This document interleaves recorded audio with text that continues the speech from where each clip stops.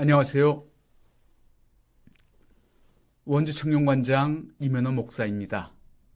오늘 나누고 싶은 내 인생의 책은 조연 기자의 그리스 인생학교입니다. 조연 기자는 한겨레신문 종교전문 기자로 일하다가 올해가 정년인 것으로 알고 있습니다. 이 책은 2013년에 출간한 책으로 저자가 그리스의 종교적, 철학적 문화유산을 순례하면서 발품을 팔아 쓴 책입니다.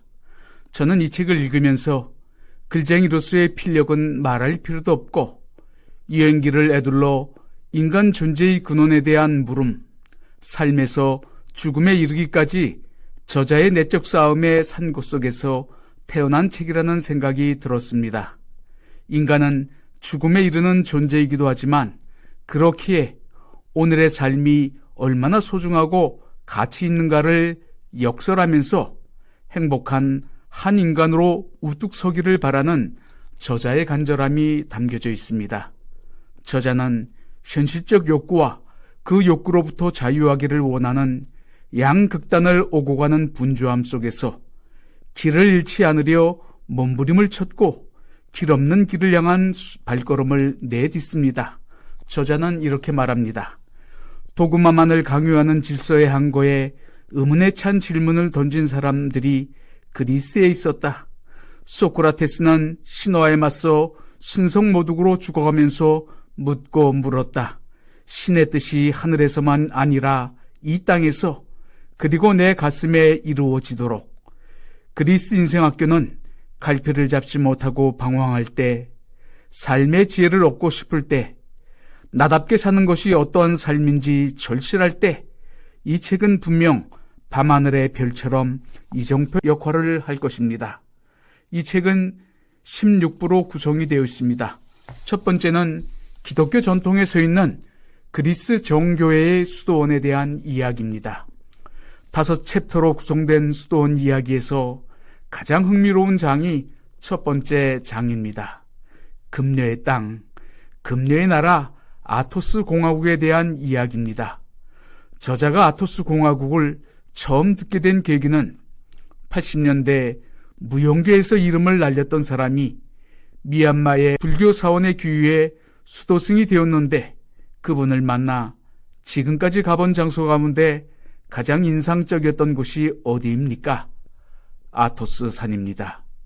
아토스 산은 세계에서 유일한 수도원 공화국으로 짐승도 암컷은 들어갈 수 없는 유일한 금녀국입니다.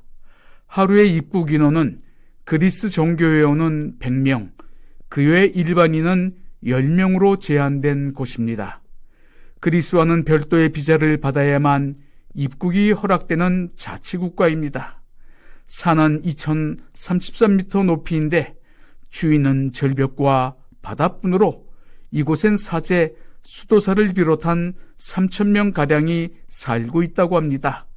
저자의 호기심, 오지랖과 역마살은 아토스 수도원으로 발걸음을 유혹했습니다. 지금 저는 차에서 이 책을 다시 읽으면서 생각나는 대로 끄적이고 있습니다. 웬 차 아니냐고요?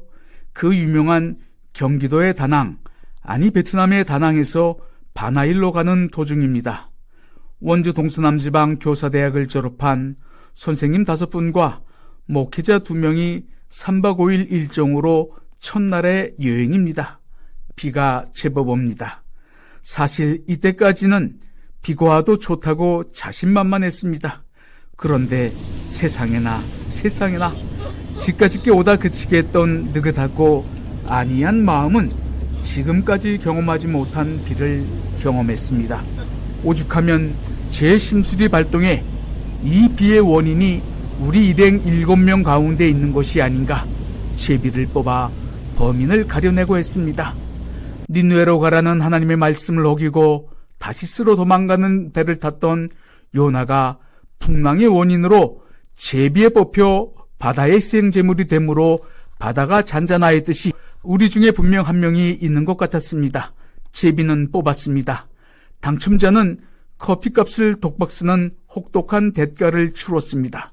물론 저는 아닙니다. 저자는 아토스산을 순례하면서 인간이란 얼마나 이상한 존재인가. 누군가는 욕망을 키워 하늘까지 바벨탑을 쌓으려 하는데, 이와는 반대로 누군가는 세속적인 욕망을 포기한 채 자신을 비우고 또 피워낸다. 아무리 자발적인 선택이라고 해도 본능을 극복하는 일은 여간 어려운 일이 아닙니다. 인간은 욕망하는 존재로 그 욕망은 과거나 오늘이나 매한가지입니다. 플라톤은 말합니다. 남이 아닌 자신을 정복한 자가 고결한 최상의 승리자다. 세상과 운명에 밀려 벼랑 끝으로 내몰리기 전에 스스로 주착의 무거운 짐을 비워버리고 날아갈 자, 날개는 그에게 주어지는 은총이다고 저자는 말합니다. 금요의 공화국 아토스에서 수도사들은 자발적인 구도의 길을 걸었지만 수컷 동물들의 비자발적인 선택은 누가 책임질 것인가 하는 엉뚱한 생각이 들었습니다. 아무리 금요의 공화국일지라도 하늘을 비상하는 새와 곤충과 식물의 조화를 막을 수는 없었겠죠.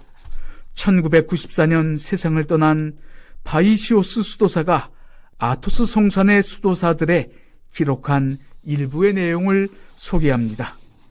순박하기 그지없는 수도사가 있었다. 어느 날 수도원 내 양로원에 몸이 아주 허약해 보이는 수도사가 찾아왔지만 대접할 만한 영양가 있는 음식이 없었다.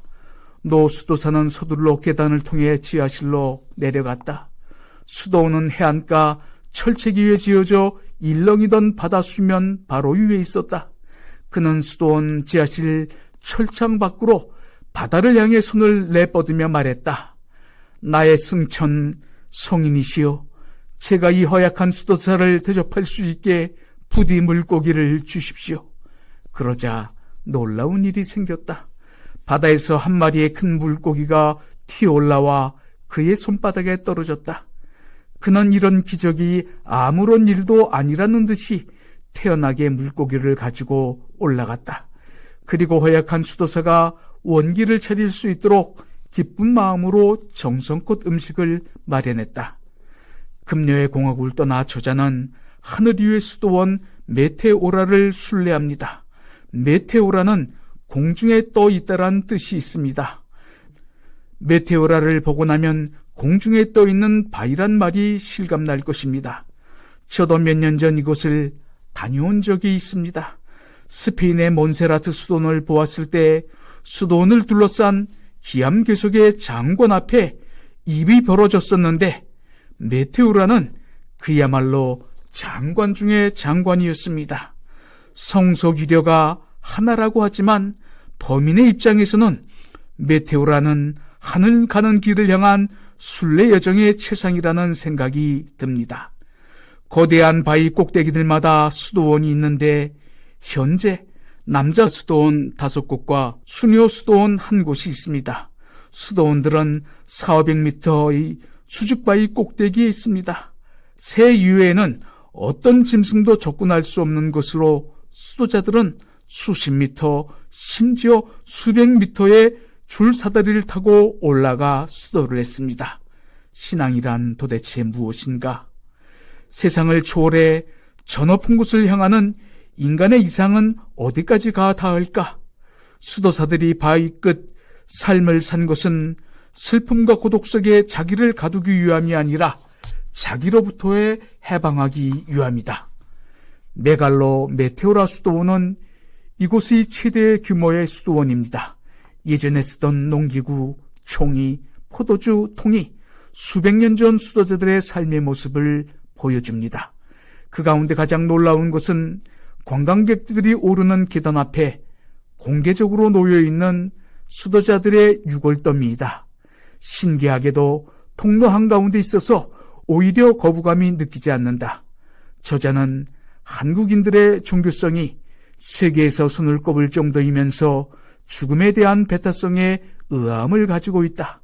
인간은 필연 죽을 수밖에 없는 존재이고 죽음은 우리 눈앞에 있는 실존이면서 왜 끝까지 죽음의 손사래를 치는 것일까?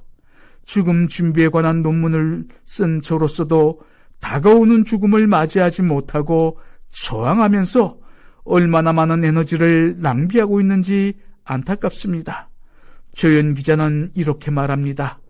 삶 너머의 희망을 전해주는 듯한 수도자들의 해골은 수도원의 분위기를 어둡게 하는 것이 아니라 오히려 어둠마저 밝히고 있다고 합니다.